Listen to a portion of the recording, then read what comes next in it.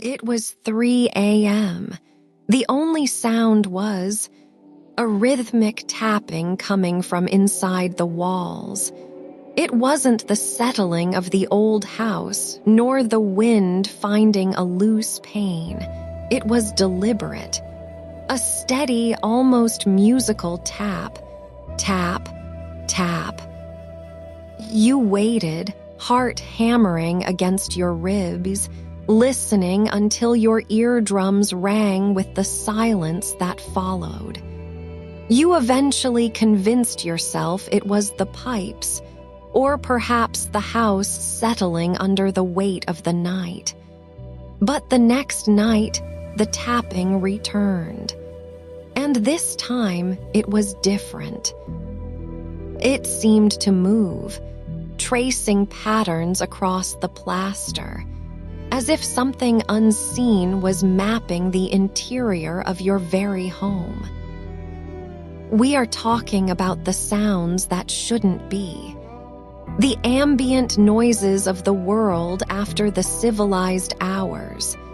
The sounds that linger in the periphery of our hearing, making us question our sanity, our environment, and reality itself.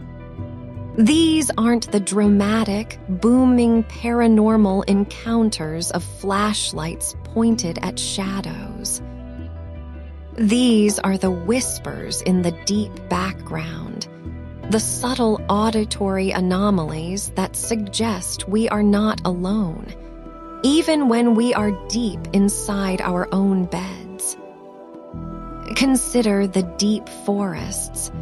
They are nature's ultimate sound laboratories. By day, the chorus is predictable. The chirping of insects, the calls of known birds, the rustle of predictable woodland creatures. But once the sun dips below the canopy and the moon hangs like a cold coin, the soundscape shifts.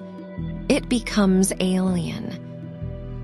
We've recorded instances, from amateur hikers to professional audio engineers, of sounds that defy easy classification. Some describe what sounds like structured, tonal singing, emanating from areas where no known bird species vocalize like that. It's too complex for an owl hoot, too sustained for the wind passing through rock formations. It suggests intent, a pattern, a communication that we are simply not equipped to decode. These aren't just random noises. People have spent years analyzing spectrograms of these recordings, trying to filter out infrasound, atmospheric distortion, or known wildlife calls. And time after time, the anomalies persist. They have a harmonic quality, a resonance that feels almost artificial, as if the very environment is humming a tune meant only for those who are awake enough to hear it. Then there are the remote dwellings, the places where human habitation is sparse and the isolation is absolute. Cabin stays, deep wilderness research outposts. These locations become auditory pressure cookers. The residents report hearing vocalizations, not the cries of animals, but things that mimic or perhaps transcend vocalization. Low, guttural murmurs that seem to wrap around the edges of comprehension. They might sound like voices speaking a language that has no known root in human linguistics, or perhaps they sound like fragmented memories of voices you've never heard before. It's unsettling because the source is always elusive. You can triangulate the sound's origin. It seems to drift from the woods, from the creek bed, from the empty space between two trees. But when you finally pinpoint the direction, the sound simply fades, leaving only the amplified sound of your own breathing.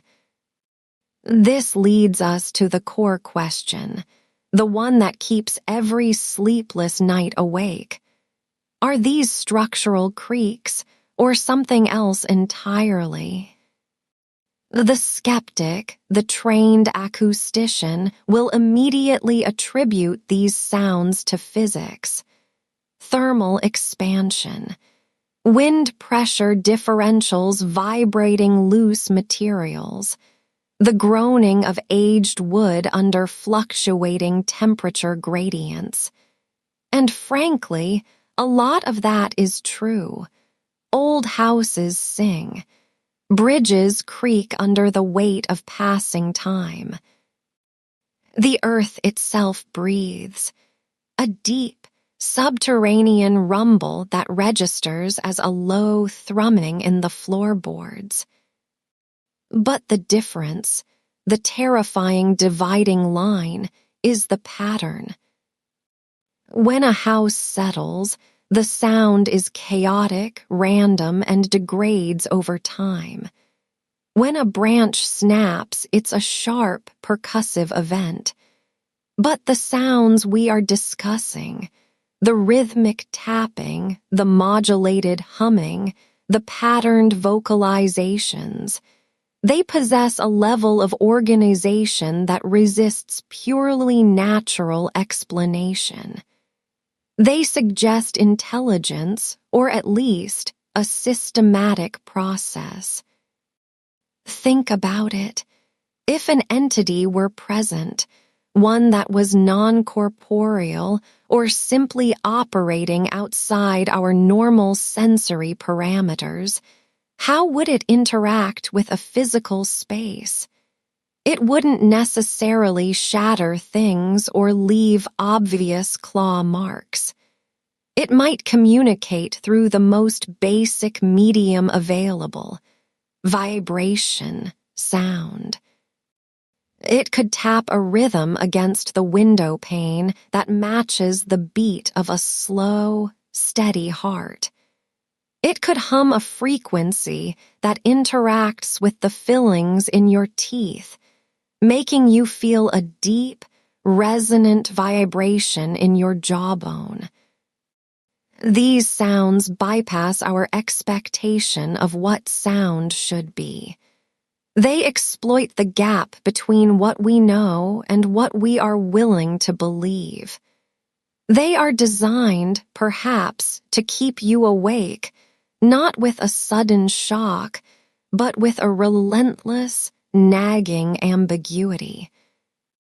To force your brain into a state of hypervigilance, where every creak, every distant rustle is cataloged, analyzed, and ultimately blamed on the unseen. Some theories suggest these are echoes from different dimensions bleeding into ours. Others propose they are the residual energy signatures of intense emotional events, a collective auditory memory imprinted on the landscape. There is no consensus, of course.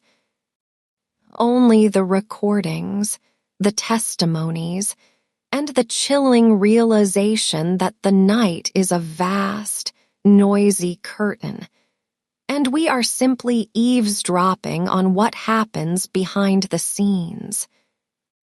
The next time you find yourself alone after midnight, when the world has hushed itself into a fragile, temporary quiet, do not dismiss the noise. Do not rationalize the tapping, the singing, or the murmur. Instead, listen closely. Filter out the predictable sounds, the wind, the settling beams, the distant highway hum. Focus on the anomaly. on the sound that refuses to fit the pattern of the natural world. Listen closely tonight. What sound will keep you awake?